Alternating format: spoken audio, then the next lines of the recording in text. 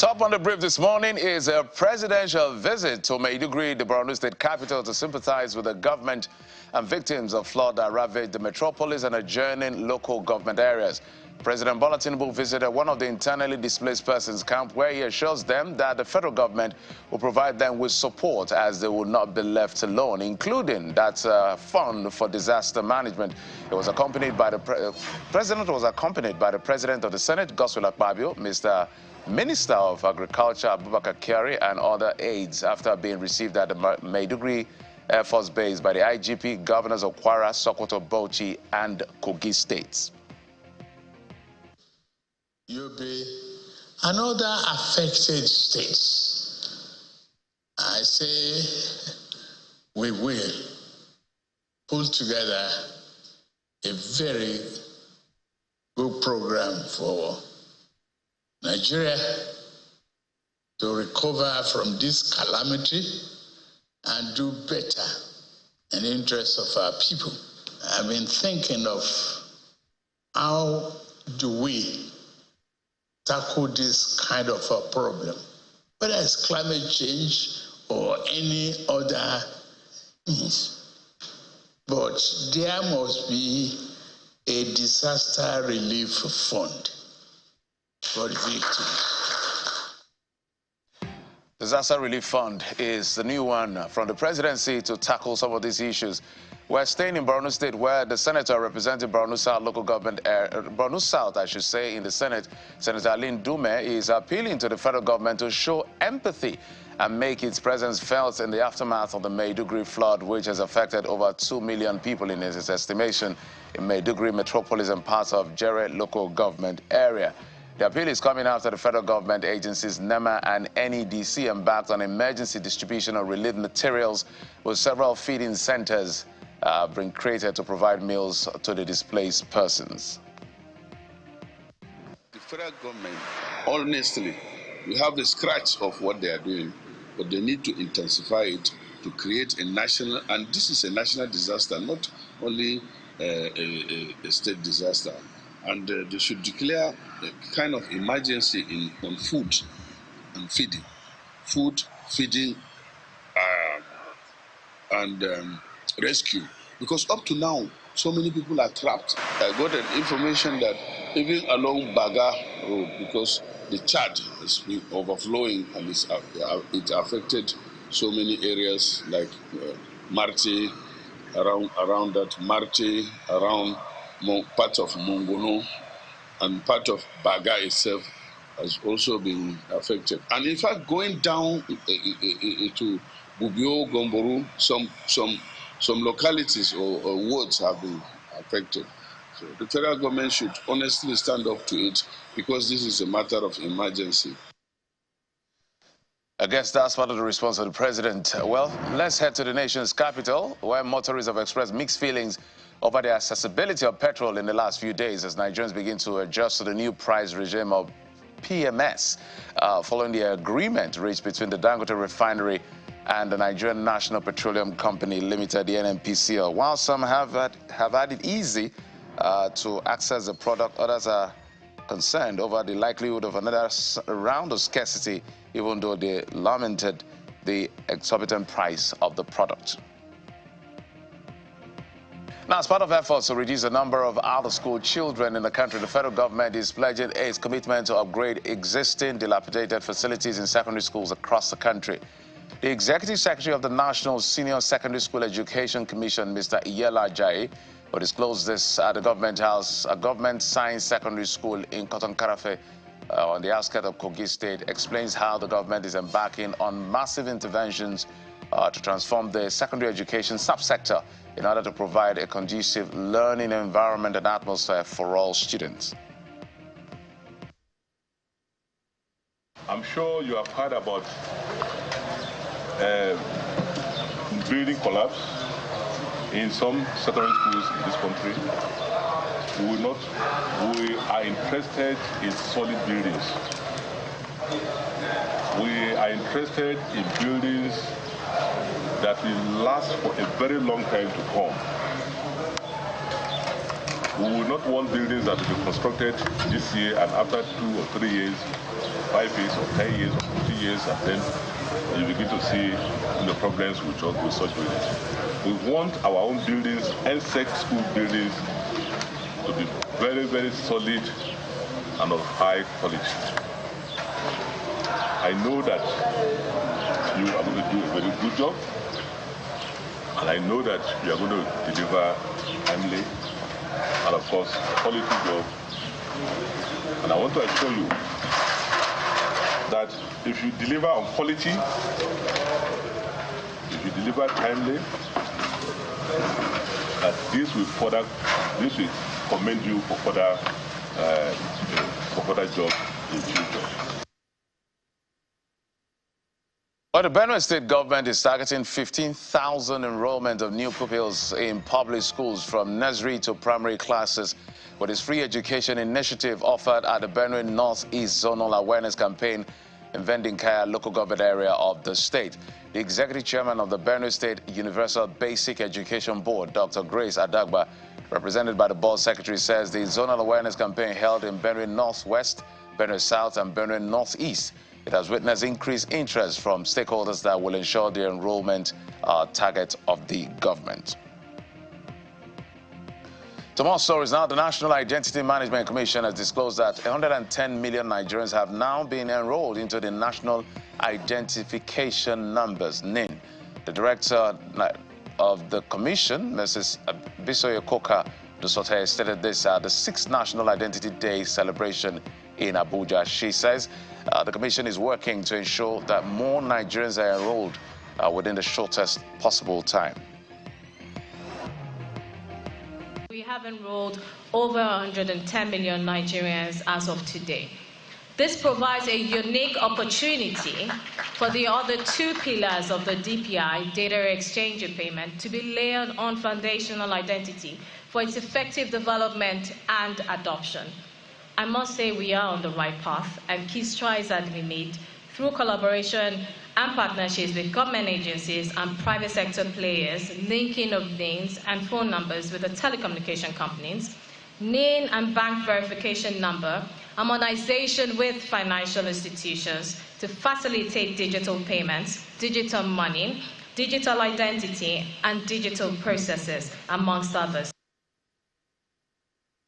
Let's move on now to other stories. The newly promoted Assistant Inspector General of Police and former FCT Commissioner of Police, Mr. Bennett Igwe, has vowed to rid the nation's capital of criminals and ensure optimum security in the city. He said it this during a sent-forth dinner organized in his honor by the Minister of the FCT, Mr. Nyesom Wike. Mr. Igwe has just assumed office as the AIG in charge of Zone 7. While on his part, the FCT minister has urged him to continue in his service to the nation and serve with dignity.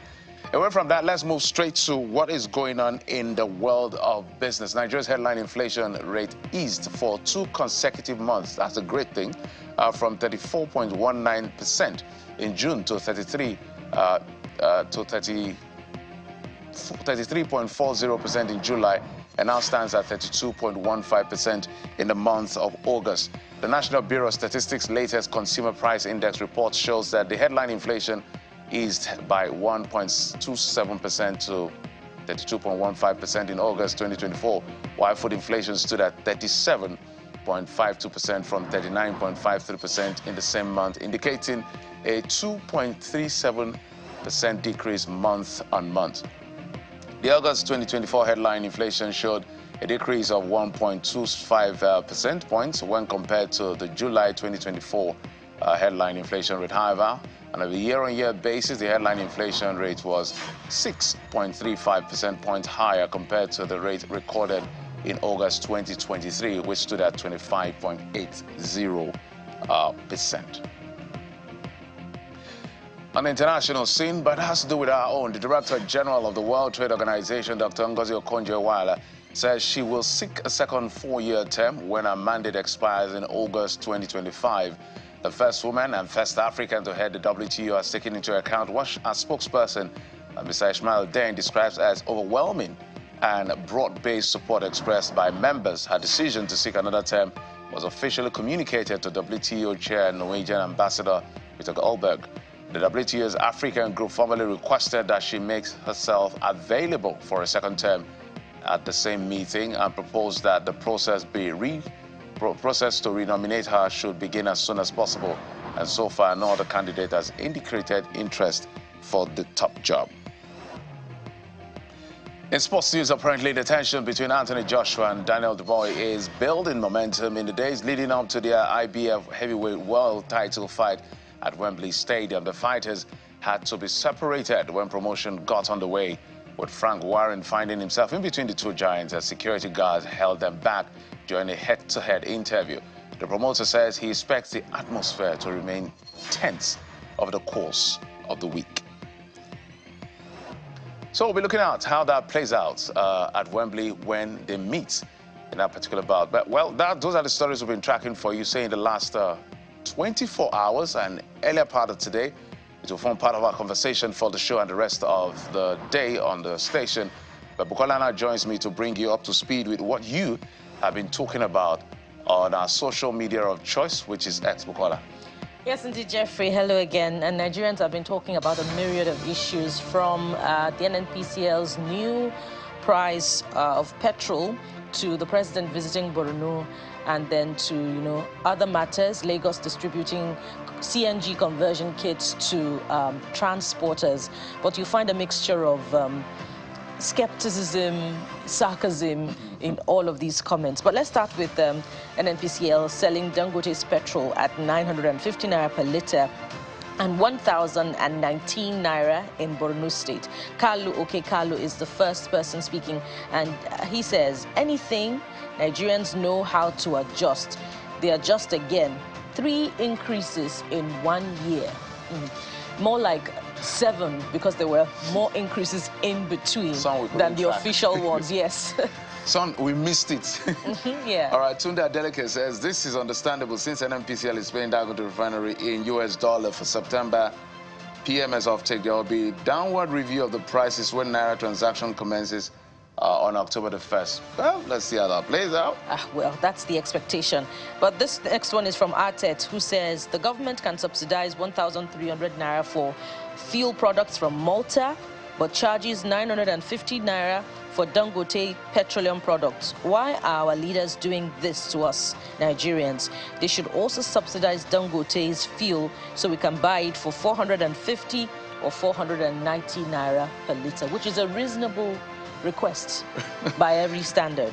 Well, the economists will be here. They'll speak on the issue. But let's go to the next one that has to do with the president visiting Borno and condoling with the government and the people that have been affected by that flood, and saying there will be that disaster fund that will be raised at some point to support all of this. So, Bukola, you take the first one. And this one is from Shoshana, who says, nice, proactive. First action after arriving from his China and UK trips. More donation and relief materials should be given to Borno State. Good. Good that he'll be seeing the damage caused by the flooding with his eyes. Well, we also need to prove that money from the allowed down that was supposed to be used. Because if you have to do it, you have to do it holistically, because we understand some monies were voted for that project. But we'll talk about that maybe later. Isholek says donating money to these people is not the solution to the problem. We need a proper inspection for constructed roads and projects in this country. These people are building temporary drainage and bad roads. Kola. Well, just to add to that, 3 billion naira per state to tackle the impact of the floods and other natural disasters. Well, we must look into that space as well to see how effective those funds have been spent, such that this time next year we're not back again talking about another disaster. Well, this next one is from Manik, who says, I think you should also find a lasting solution to the issues. This practice of not fixing things in the state just because you're looking for donations should stop. Let's talk about that inflation that has slowed consecutively. It was record high in June, and then it eased in July and further eased in August by about 1.2%. The MBS is attributing this to the harvest season, perhaps, because food inflation is the biggest driver. There has been an argument whether it eased as much as been reported with the numbers, or whether it should have been marginal ease, but those are the numbers we have, so we have to stick to the facts. Toba Shagala says, should we celebrate inflation rate of 32.15 inflation rate at still means the economy is bleeding and no sign of respite soon? We're still having hyperinflation. The cosmetic approach by government to strengthen the economy won't yield result because production outside field is zero. And Ibukwolua says, I think this only happened on social media because the reality has not been felt by the masses. And, you know, true to her words or his words, depending on who, the gender, because if you go to the market now, check on commodity prices, what are Nigerians paying for beans, for plantain, for rice? I think somebody spoke on a bag of rice much later on, but let's go to the next one. Anasani says, I believe this drop was not due to any government policies or move, but as a result of the commencement of harvesting of farm products from the northern part of the country. And Maga Dream Queen says, we're paying 3 times for goods today. 32% indeed, more like 300%. That's another view. Okay. That the reality of the inflation figures is actually higher than what the NBS publishes every month. At BC Apata said, lies, but the price of commodities still goes up every day. Rice is now 92 naira as I'm speaking. Okay, Bukola, you have the next set. And the next talking point is on the federal government commencing distribution of CNG conversion kits to transporters in Lagos. And Narrow Scope has the first one, and they say even as the price of petroleum is on a teeter, to strike reasonable balance, CNG would be made to bear the effect of the irregularities of petroleum in the market. And CNG, by the way, is about 100 naira to 150 naira per litre in Nigeria. If they implement it and it hits spaces and like 60% of cars use CNG, if it is possible, and then we now have options. But the question is, do we have the infrastructure, you know, for the manufacture, transportation, and sale of CNG? I guess the presidential people in charge of this initiative will be able to respond. But those are that's as much as we can take this morning. But keep it coming. We'll accommodate as much as we can. This is your show. This segment is dedicated to you, to have you amplify your voice on the show because it's a community show. But hey, we'll get straight to our very first conversation for the day. We're talking about a couple of things: the election, the inflation and the state of the economy, and the Dangote, NNPCL, all of it together. But when we come back after this break, we'll bring you our very first. Join us again.